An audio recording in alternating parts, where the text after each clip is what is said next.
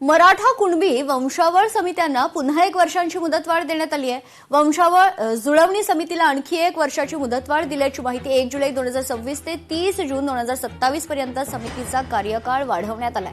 मराठा आरक्षण मंत्रिमंडळ उपसमितीच्या बैठकीत कुणबी मराठा जात प्रमाणपत्रासाठीच्या वंशावळ जुळवणी समितीला आणखी 1 वर्षाची मुदतवाढ देण्यात आली आहे। सरकारने जी आकडेवारी घोषित केली, मराठवाड्यामध्ये 49,000 नोंदी सापडलेल्या आहे। 49,000, बाकी उर्वरित महाराष्ट्राचा आणि या आंदोलनाचा काही संबंध नाही आहे। आणि आणखी शोधून किती सापडणार?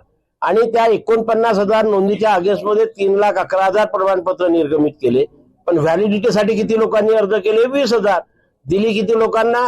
15,000। शेवटी व्हॅलिडिटी करता जे आवश्यक कागदपत्र आहे ते कागदपत्र जोपर्यंत संबंधित व्यक्ती संबंधित अधिकाऱ्याकडे सादर करणार नाही तोपर्यंत त्याची व्हॅलिडिटी होऊ शकत नाही। आणि व्हॅलिडिटीचा नियम केंद्र सरकारचा आहे, तो बदलणार नाही। लोकशाही मराठी ऐका, पहा, जागरूक रहा।